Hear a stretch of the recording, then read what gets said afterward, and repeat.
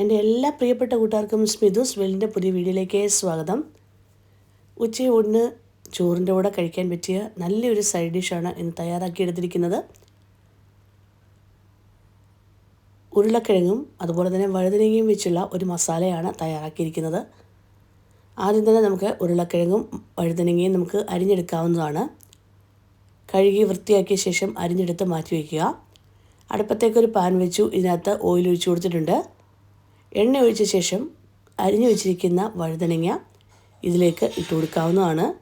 ഞാനിപ്പോൾ ഒരു 4 വഴുതനങ്ങ എടുത്തിട്ടുണ്ട്. അതിങ്ങനെ നീളത്തിലരിഞ്ഞാണ് ഞാൻ ഇട്ട് കൊടുത്തിരിക്കുന്നത്. നമുക്ക് എന്നിട്ട് ഇതിനെ ഒന്ന് വഴറ്റിയെടുക്കാവുന്നതാണ്. ഞാൻ ഇതിനകത്തേക്ക് കുറച്ച് ഉപ്പും കൂടി ഇട്ട് കൊടുക്കുന്നുണ്ട്. ആവശ്യത്തിന് ഉപ്പും കൂടെ ചേർത്ത് നമുക്ക് വഴറ്റിയെടുക്കാം. ഒരുപാട് ഉപ്പിടണ്ട, കാരണം ഇനി നമ്മൾ ഇതിന് മസാല തയ്യാറാക്കുമ്പോൾ വീണ്ടും ഉപ്പിടുന്നതാണ്. അതുകൊണ്ട് വഴുതനങ്ങയ്ക്ക് ആവശ്യമായിട്ടുള്ള ഒരു ശകലം ഉപ്പ് മാത്രം ഇട്ട് കൊടുത്താൽ മതി. ഇപ്പം ഏകദേശം വഴന്നു വന്നിട്ടുണ്ട്, വാടി വന്നിട്ടുണ്ട്. ഈ ഒരു സമയത്ത് ഞാൻ ഈ പാലിൽ നിന്ന് മാറ്റുവാണേ.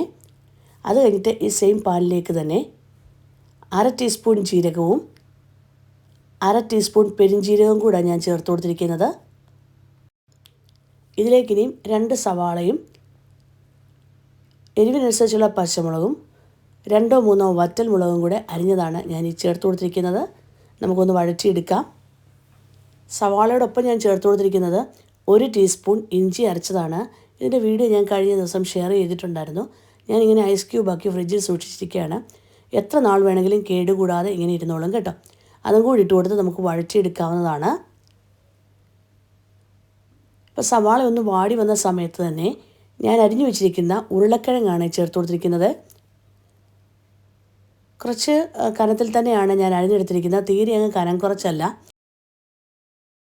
നീളത്തിൽ കുറച്ച് കനത്തിൽ തന്നെ അരിഞ്ഞെടുത്ത് ഉരുളക്കിഴങ്ങ് ആണ് ചേർത്ത് കൊടുത്തിരിക്കുന്നത്. എന്നിട്ട് ഇനി ഉരുളക്കിഴങ്ങ് കൂടി ഇട്ട് നമുക്കിങ്ങനെ വഴറ്റിയെടുക്കാവുന്നതാണ്.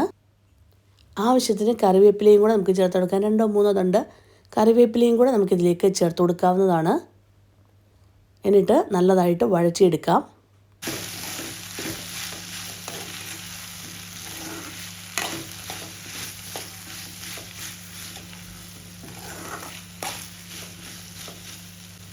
ഉരുളക്കിഴങ്ങിലേക്ക് നമുക്ക് ആവശ്യത്തിന് ഉപ്പ് ചേർത്ത് കൊടുക്കാം. ഉരുളക്കിഴങ്ങ് സവാളയിലേക്കൊക്കെ ആവശ്യത്തിനുള്ള ഉപ്പ് നമുക്കിനി ചേർത്ത് കൊടുക്കാവുന്നതാണ്.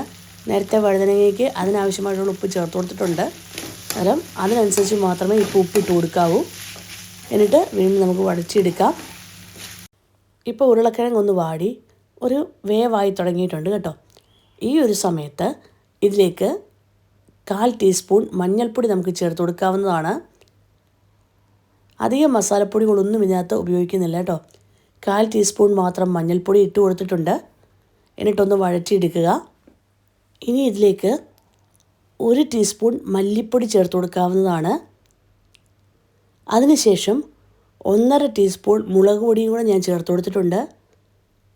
ഞാൻ പറഞ്ഞു ഇതിൻ്റെ എല്ലാ അളവും, മസാലക്കൂട്ടുകളുടെ എല്ലാ അളവ് ഞാൻ തീരെ കുറച്ച് മാത്രമാണ് ചേർത്ത് കൊടുക്കുന്നത്. എന്നിട്ട് നമുക്ക് വീണ്ടും ഒന്നുകൂടെ ഒന്ന് വഴറ്റിയെടുക്കാവുന്നതാണ്. മസാലക്കൂട്ടുകളൊന്ന് വഴറ്റിയെടുത്ത ശേഷം ഇതിലേക്ക് അരച്ചു വച്ചിരിക്കുന്ന ഒരു തക്കാളിയാണ് ഞാൻ ഇതിലേക്ക് ചേർത്ത് കൊടുക്കുന്നത്.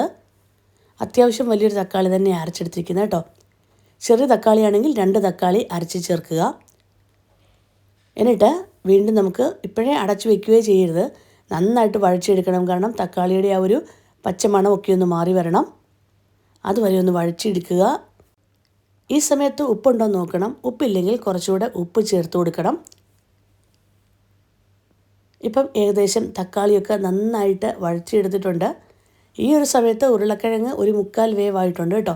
ഇത്രയും നേരം നമ്മൾ അടച്ചു വയ്ക്കാതെ തന്നെയാണ് അതിനെ വേവിച്ചെടുത്തിരിക്കുന്നത്. ഇനി ഇതിലേക്ക് നമുക്ക് ചേർത്ത് കൊടുക്കേണ്ടത് 1/4 കപ്പ് മാത്രം വെള്ളമാണ് ഇതിലേക്ക് ചേർത്ത് കൊടുക്കേണ്ടത്. വെള്ളം ചേർത്ത് കൊടുത്തു കഴിഞ്ഞ ശേഷം നമുക്കൊന്ന് അടച്ചു വെച്ച് വേവിച്ചെടുക്കാം. ബാക്കിയും കൂടെ ഒന്ന് വേവിച്ചെടുക്കാവുന്നതാണ്. പെട്ടെന്ന് തന്നെ വെന്ത് കിട്ടും. ഞാൻ പറഞ്ഞു ഒരു 1/4 വേവ് ഇപ്പം തന്നെ ആയിട്ടുണ്ട് ഉരുളക്കിഴങ്ങ്.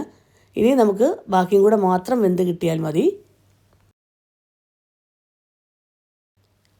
ഉരുളക്കിഴങ്ങ് ഒരുപാടങ്ങ് വെന്ത് കുഴയരുത് കേട്ടോ. ഈ ഒരു രീതിക്ക് തന്നെ അടക്കണം. കണ്ടോ, ഞാൻ അത്രയും വേവിച്ചെടുത്തിട്ടും ഉരുളക്കിഴങ്ങ് ഒട്ടുമേ പൊടിഞ്ഞിട്ടില്ല. അന്നേരം അതനുസരിച്ച് മാത്രമേ വേവിച്ചെടുക്കാവേ. ഇനിയും ഇത്രയും കറക്റ്റ് ഉരുളക്കിഴങ്ങ് നമുക്ക് വെന്ത് കിട്ടിയിട്ടുണ്ട്. ഇതിലേക്ക് നമ്മൾ നേരത്തെ വഴറ്റിയെടുത്ത് മാറ്റി വെച്ചിരിക്കുന്ന വഴുതനങ്ങയും കൂടെ ഇട്ട് കൊടുക്കാവുന്നതാണ്. ഇനി വഴുതനങ്ങ ഇട്ട് കൊടുത്തു കഴിഞ്ഞ് ഒരുപാടൊട്ട് വേവിച്ചെടുക്കുകയൊന്നും വേണ്ട. ഒന്ന് മിക്സ് ചെയ്തെടുത്താൽ മാത്രം മതി. അല്ലെങ്കിൽ വഴുതനങ്ങയും കൂടെ ചേർത്ത് കൊടുത്തു കഴിഞ്ഞ് ഞാൻ പറഞ്ഞു ഒന്ന് യോജിപ്പിച്ചെടുത്താലും മതി. അല്ലെങ്കിൽ ഒരു 3-4 മിനിറ്റ് മാത്രം അടച്ചു വെച്ച് വേവിച്ചെടുത്താൽ മതി. കറക്റ്റ് അത് വെന്തിരിക്കുക. നമ്മൾ നേരത്തെ വഴറ്റിയപ്പം തന്നെ അത് കറക്റ്റായിട്ട് നമുക്ക് വെന്ത് കിട്ടിയിട്ടുണ്ട്. പിന്നെ ഈ മസാലക്കൂട്ടിലൊന്ന് യോജിക്കാൻ വേണ്ടി മാത്രമാണ് അത്രയും നേരം ഇട്ട് കൊടുത്തത്. ഇവൻ കറക്റ്റായിട്ട് ഉരുളക്കിഴങ്ങും അതുപോലെ തന്നെ വഴുതനങ്ങയും നമുക്ക് വെന്ത് കിട്ടിയിട്ടുണ്ട്. ഇനി ഇതിലേക്ക് നമുക്ക് ലാസ്റ്റ് ചേർത്ത് കൊടുക്കേണ്ടത് ഒരു 1/2 ടീസ്പൂൺ കസൂരി മേത്തിയാണ്. കസൂരി മേത്തി ചേർത്ത് കൊടുക്കുമ്പോൾ ഒരു പ്രത്യേക ഫ്ലേവറാണ്, അതുപോലെ തന്നെ ഒരു ടേസ്റ്റും കൂടും. അതുകൊണ്ട് തന്നെ ആ കസൂരി മേത്തി ഒഴിവാക്കാതെ തന്നെ ചേർത്ത് കൊടുക്കുക. ഉലുവയില ഉണങ്ങിയതിനെയാണ് കസൂരി മേത്തി എന്ന് പറയുന്നത്. അതും കൂടെ ചേർത്ത് കൊടുത്ത് നമുക്ക് നന്നായിട്ട് യോജിപ്പിച്ചെടുക്കാവുന്നതാണ്. ഇത്രയും മാത്രമേ ഉള്ളൂ. തീ ഓഫ് ചെയ്ത് ഇനി നമുക്ക് സെർവിങ് പ്ലേറ്റിലേക്ക് മാറ്റാവുന്നതാണ്. വളരെ ടേസ്റ്റി ആയിട്ടുള്ള പൊട്ടറ്റോ വഴുതനങ്ങ മസാലയാണ്. ചപ്പാത്തിയുടെ കൂടെയും ചോറിൻ്റെ കൂടെയും ഒക്കെ കഴിക്കാൻ പറ്റിയ ഒരു റെസിപ്പിയാണ്. ഇഷ്ടമായെങ്കിൽ ഒന്ന് ലൈക്ക് ചെയ്യാനും ഷെയർ ചെയ്യാനും സബ്സ്ക്രൈബ് ചെയ്യാനും കമൻറ്റ് ബോക്സിൽ കമൻറ്റ് ചെയ്യാനും മറക്കല്ലേ. Thank you for watching.